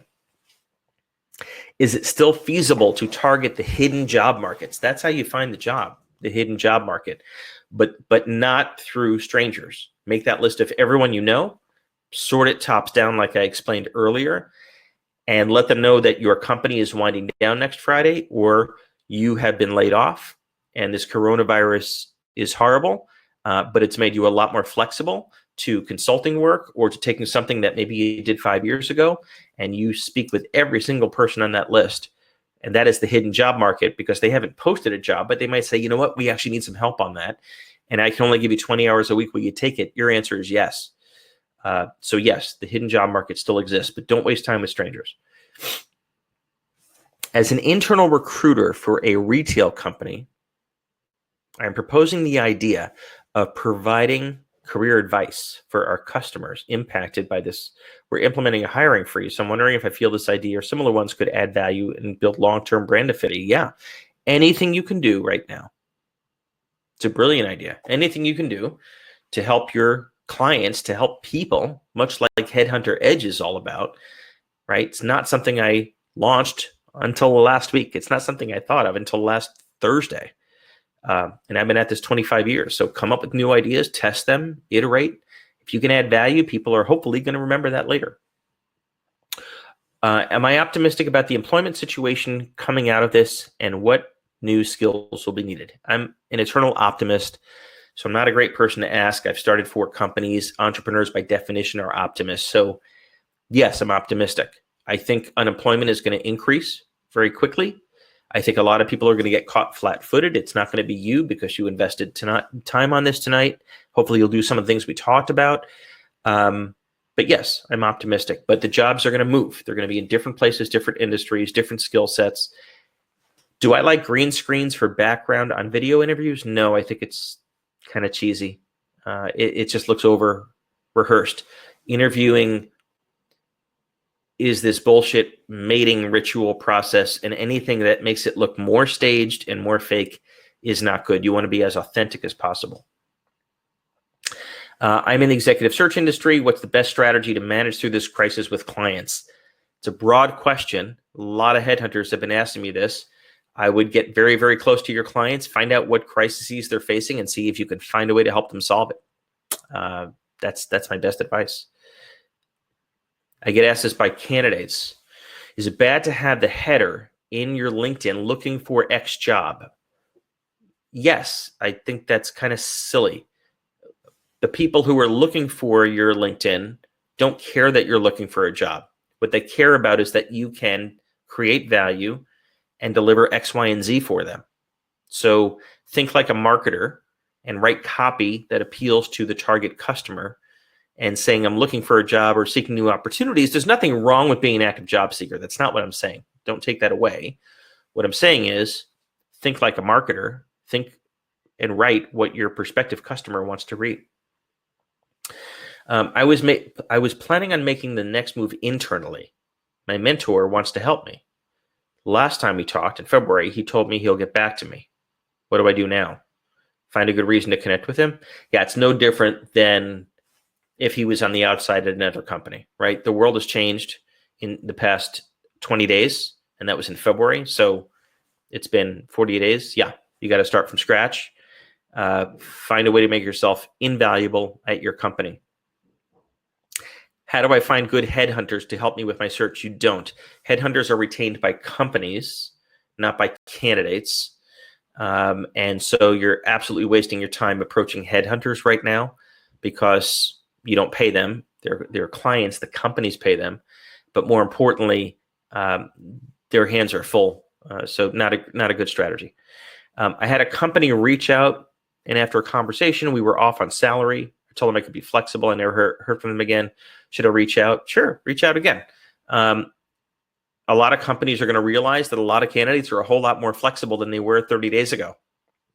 I had an example yesterday with an executive who I knew what their comp was 30 days ago. When they told me what they're willing and able to work for, it was almost half. And this was a top 5% performer. So sure, go back. Next question. Any recommendations for platforms where you can offer counsel toolkits processes? Sure, there's a million online platforms. If you send me an email, I'm sure I can come up with a few. With your comments on outsourced work increasing, would you see opportunities with companies like Axiom increasing? Sure. I think this is going to be a time when a lot of companies start outsourcing anything that's not core, anything they can get off the books, any people they can jettison and turn them into a variable cost instead of a fixed cost. Yeah, I think that's a good strategy. Or start that company if you can't find one. I'm a product manager. Can you recommend good places to find contract work? Product manager is a tough one. It's rarely set up in a contract work kind of way. There's a million places online to find opportunities, but you need to find recent ones. Finding something that was posted 2 months ago is a waste of time. But if you're on LinkedIn, there's all different ways to search and sort, as you know, including there's a checkbox, right? Contract work or consulting work. And if you see something posted this week, sure. What is the other site other than LinkedIn for professionals to network and drive recruiters to their profiles? LinkedIn is the first place people go. If you're a software developer, GitHub, or some of those, but LinkedIn is the place to invest your time, in the US anyway. I didn't understand your comment on cover letters. What I said about cover letters is this is something that we all learned when we went to college. For some reason, we still do it. My experience is that very few people read cover letters. Most cover letters are just a prose description of what's in the resume. So most headhunters give the whole thing 6 seconds. They're going to focus on the resume. It's a lot easier to read than a cover letter. Instead of a cover letter, send a 3 to 5 sentence, super engaging, non-spammy message to try to get them open to a discussion, right? I'm just making this up on the fly, but I hope you're holding up okay. I read online that you just launched this new coronavirus test. It's fascinating. I'd love to be involved. How can I learn more about it? Or, something like that, right? As opposed to attach as my resume and here's my cover letter. That's just a losing strategy. Does applying for a job now make any sense? No, do not apply online. Find the listing online. Although if it was even before 3 weeks ago, it's ancient history. That job has probably been put on hold. But if it's a new job that you see posted somewhere, that's great, but don't apply online. Use your LinkedIn network, track down anyone anyone that works at that company to get a personal introduction to the hiring manager, not to HR. Our on-demand office is important to show you can rent a conference room to hold a meeting with prospective startups and investors. Right now, people are worried about toilet paper. I don't think they care about an on-demand office. How long do you expect this massive disruption to impact hiring? My personal opinion, I don't know any more than you guys know, is it'll take 2 years to get back to where we were 20 days ago. But we will snap back relatively quickly. The issue will be if for whatever reason this takes 6 months, then restarting the business engine, which also means hiring, will take some time. So tell me how long the disruption is going to be, and I can tell you how fast we'll snap back. Top talent will always be in demand. It's that hard to find good people. I've been looking for a while. I've been through the people I know list. Thoughts on best ways to circle back to people you've contacted? Yes. Circle back to them and say, hey, the world has changed. How can I add value? What are you guys struggling with? I have 3 ideas for your business on how to get back on track. How's your family? There's a ton of reasons to get back on track. Can you offer some guidance during the session on starting a consulting practice? Sure. Anything you want to talk about for an hour, I'm all yours. My resume is very eclectic. I love that word. Do you see more opportunities coming on the operations management side or sales? Both, right? Sales is a shaker. Operations is a maker, right? So I guess I prefer sales because if you can bring in business, you will never go hungry, especially in this new normal. But not everyone is a salesperson. And if you can make the product and execute a great process, you've got a future too in operations. And if you can do both, even better. What's your advice for anyone that somehow lands a promising, riskier role? 2 to 3 keys when weighing pros and cons. Well, bird in the hand is worth 2 in the bush. So if you find something that's so risky that the company is going to be out of business in the 3 months, I don't know. I'm not saying don't take it, but just I probably keep looking. Or maybe structured as a consulting engagement while you keep looking. If you take something that has a reasonable degree of risk, right now everything has risk associated with it. So waiting for the perfect thing to show up in 6 months or 12 months, you're gonna run out of toilet paper. So I wouldn't do that. How do people in their 60s stay relevant? I guess the answer is stay relevant. I don't know how to answer that question very well. I'm 52. I think I stay relevant. Reading, teaching, learning, mentors. When you give up and stop breathing, then you're not relevant. Age is an excuse. Should we either bother applying for roles that are not 100% match if you have transferable skill set and ability? It's going to be a harder stretch, but if it's a really tight fit, right? If you're really convinced that you could demonstrate to me or anyone in a couple of minutes how these skills line up, then sure, it's worth applying. But you have to do that work. Don't expect them to do that work. You have to explain, I read your job description.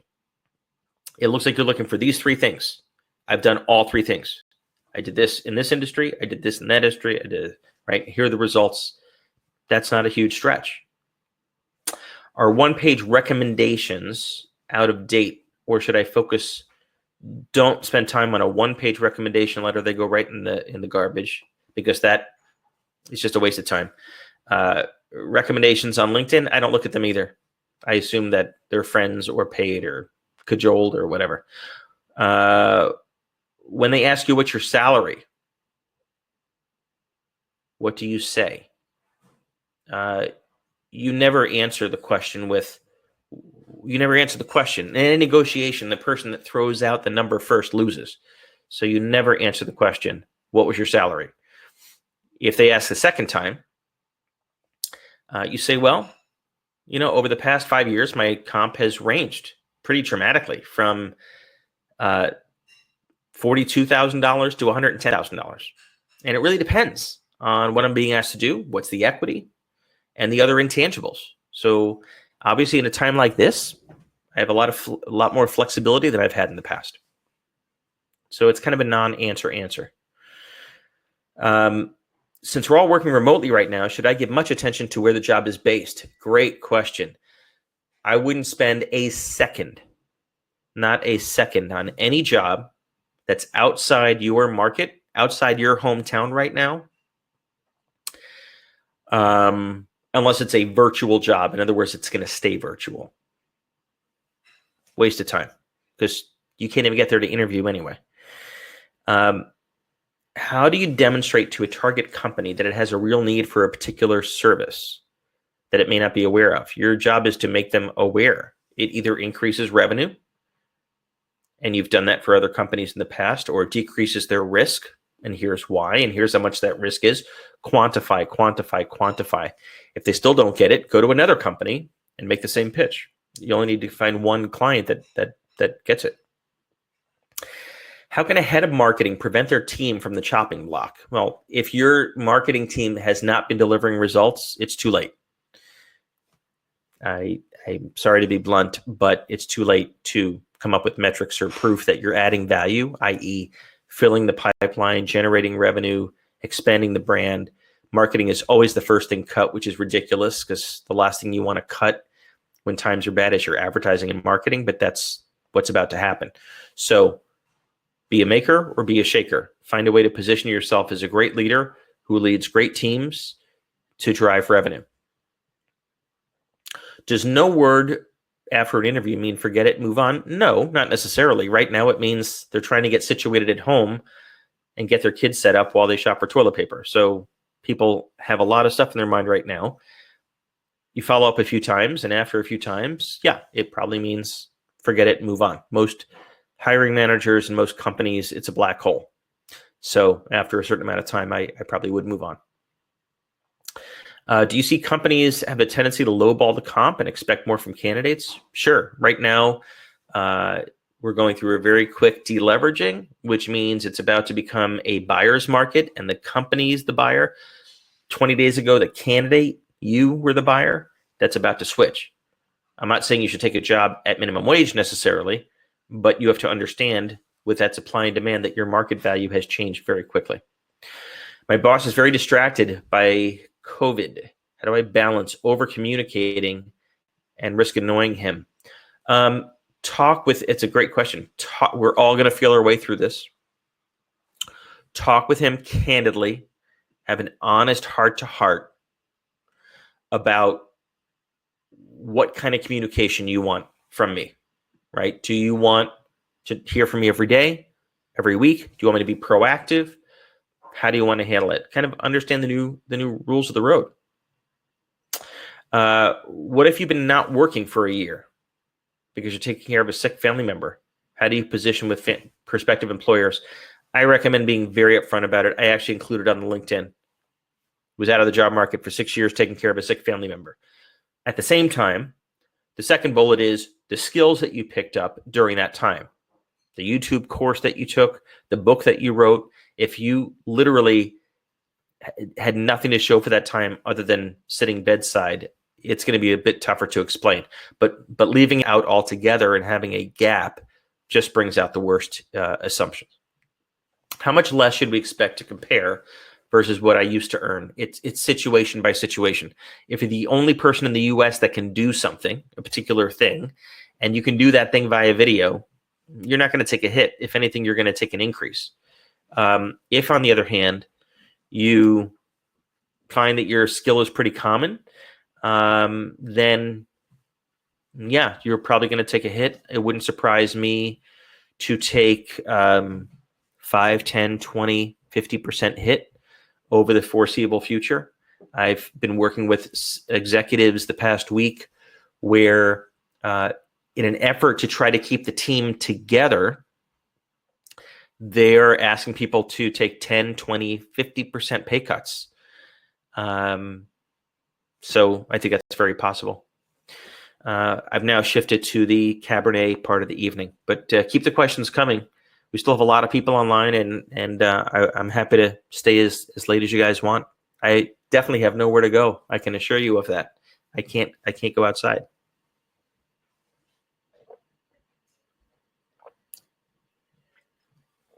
Okay, next one. Can you explain again what we do in the hour session with Headhunter Edge? Sure. It's really up to you. So it's an hour one-on-one, any way you want to spend it, as long as it's career focused and as long as we're not wallowing. I'll mock interview you and give you very, very tough feedback, and it'll be taped so you can learn from it. We can map out a career strategy. We can go through your LinkedIn. Totally up to you. But no wallowing. Do you think consumer brand companies will offer lower salaries? That's I can't predict that. There are some consumer brands that are kicking ass right now. I talked to the CEO of a company today that's 100% e-commerce bicycle company, and their sales are going through the roof because anyone that was going to buy a bike in a store is now buying it online, and he's one of the only ones that sells it online. So I think it's going to depend on the company. What else? You might be running out of steam, and I don't want to finish my Cabernet by myself. Are there any other questions before we wrap it up? Oh, here's one. I'm an email marketer. Any industries where this can be valuable? Every industry.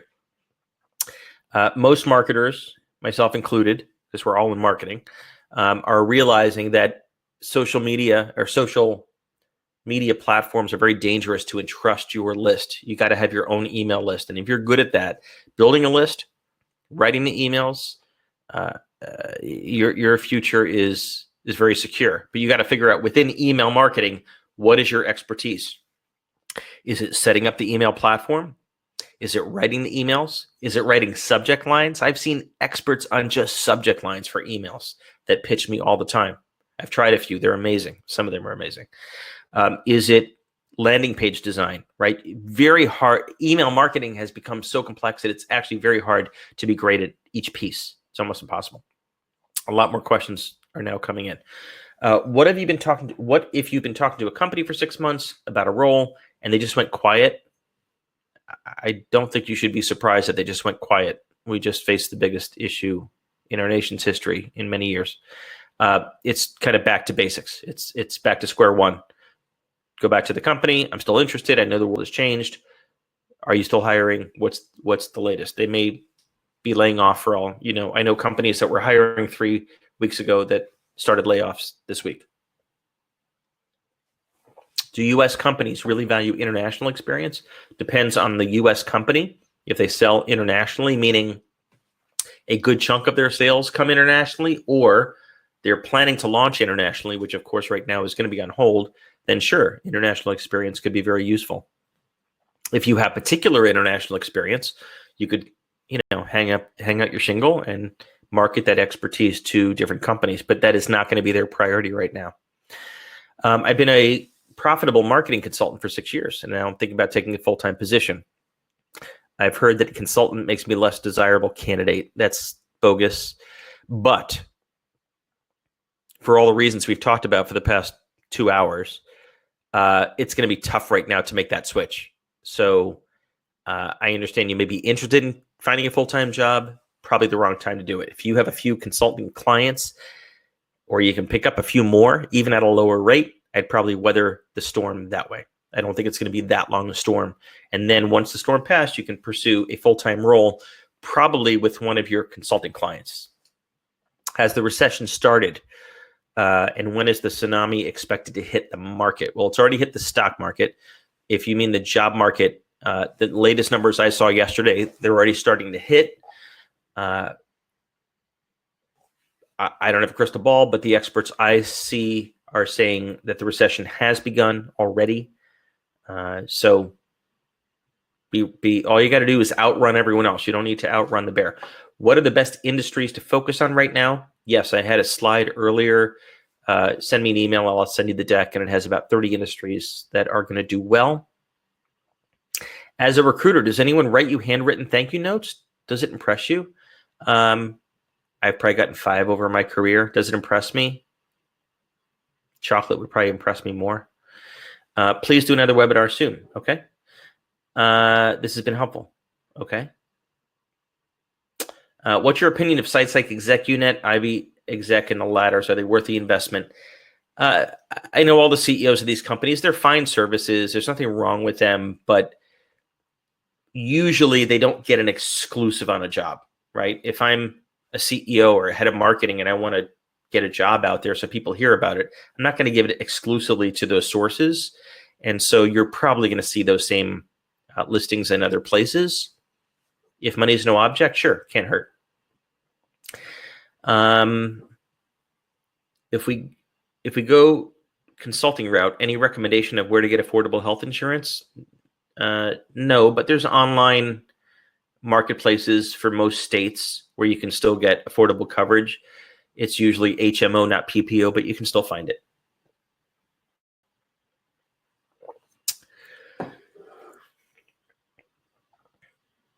In Headhunter Edge, how does the monthly service work? Oh, okay. So just to be clear, it's a 1-hour video session. We'll cover anything you want. And then after that, it's $50 a month for as long as you want. Unlimited access to me via email for questions. So that's how that works. Do you plan to make a recording of this session available? I have a friend. Yes, you'll get a video of this session. You can share it with anyone you want. Go easy on the Cabernet. Thank you. Any other questions?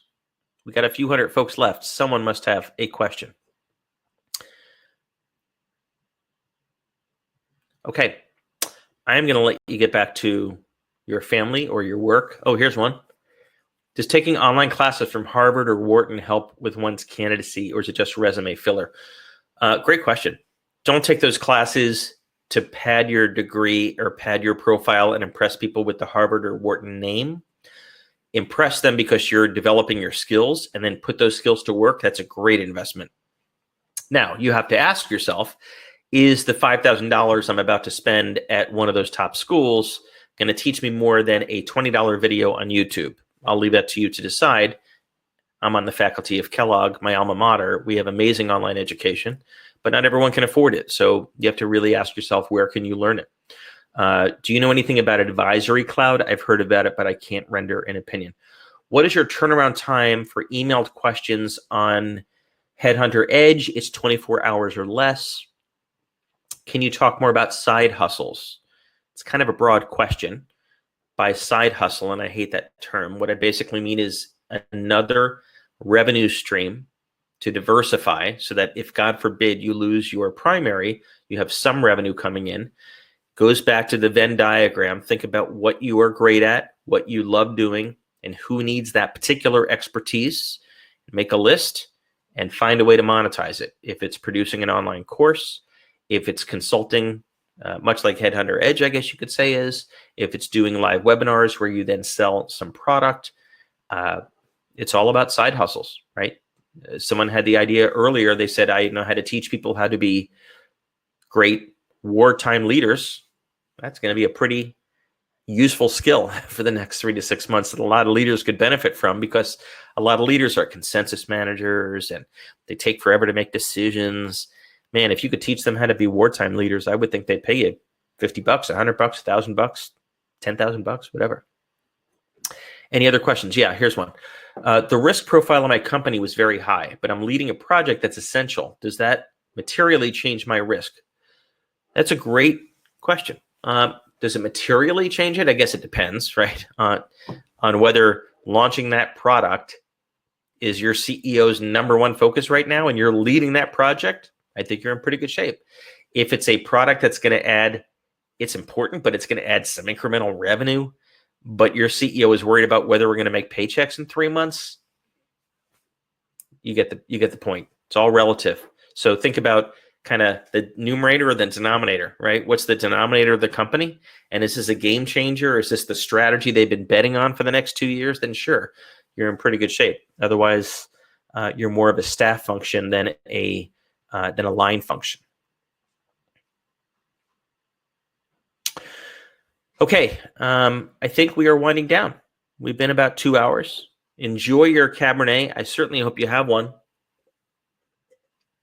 I suspect over the next 3 months you're going to need it. So I've stocked up.